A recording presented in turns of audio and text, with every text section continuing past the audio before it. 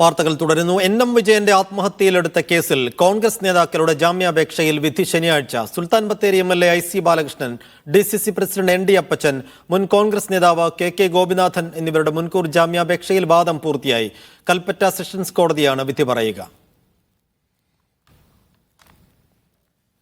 അനീസ് അലി വിശദാംശങ്ങൾ നൽകും.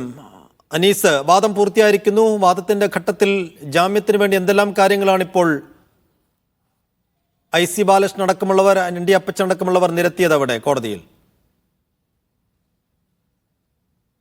അനീസ്, കേൾക്കാമോ?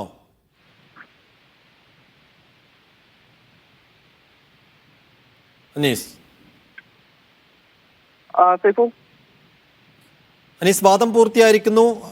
ജാമ്യാപേക്ഷയിൽ വിധി പറയുന്നത് ശനിയാഴ്ചയാണ്. ഈ വാദത്തിന്റെ ഘട്ടത്തിൽ എന്തെല്ലാം കാര്യങ്ങളാണ് ഈ IC ബാലകൃഷ്ണൻ ഉൾപ്പെടെ ND അപ്പച്ചൻ ഉൾപ്പെടെ കോടതിയിൽ വെച്ചത്?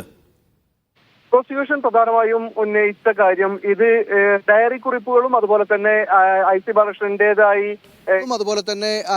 ബാലകൃഷ്ണന്റേതായി ഇപ്പോൾ NM വിജയന്റേതായി പുറത്തു വന്നിട്ടുള്ള പോലീസിന് ലഭിച്ചിട്ടുള്ള കത്തുകളും തമ്മിൽ വൈരുദ്ധ്യമില്ല. അതുകൊണ്ട് തന്നെ ഈ NM വിജയൻ നടത്തിയിട്ടുള്ള സാമ്പത്തിക ഇടപാടുകളൊക്കെ പാർട്ടിക്ക് വേണ്ടി പിരിച്ച പണമാണ്.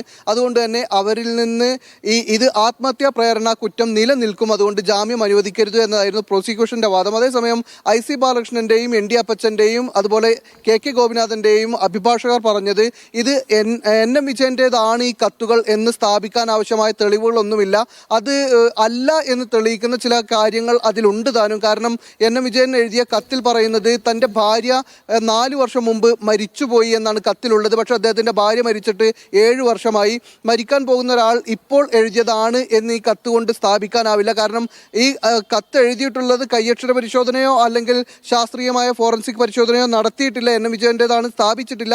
സ്ഥാപിക്കുകയാണെങ്കിൽ പോലും ഇത് 4 വർഷം മുമ്പ് അദ്ദേഹം 3 വർഷമെങ്കിലും മുമ്പ് എഴുതിയതാണ് എന്നാണ് ഈ കത്തിൽ നിന്ന് വ്യക്തമാകുന്നത്. അതുകൊണ്ട് തന്നെ ഇത് ആത്മഹത്യാക്കുറിപ്പായി സ്വീകരിക്കാനാവില്ല എന്നതായിരുന്നു പ്രധാനമായും പ്രതിഭാഗം അഭിഭാഷകർ ഉന്നയിച്ച വാദം. എന്തായാലും കോടതിയിൽ ഇപ്പോൾ ഇരു വിഭാഗത്തിൻ്റെയും വാദങ്ങൾ പൂർത്തിയായിട്ടുണ്ട്. അതിനുശേഷം ഇപ്പോൾ വിധി പറയാൻ വേണ്ടി 18-ാം തീയതിയിലേക്ക് മാറ്റിയിരിക്കുകയാണ്. 18-ാം തീയതി കോടതി വിധി പറയും. ഇന്നലെയാണ് ഈ കാര്യത്തിൽ വാദം ആരംഭിച്ചത്.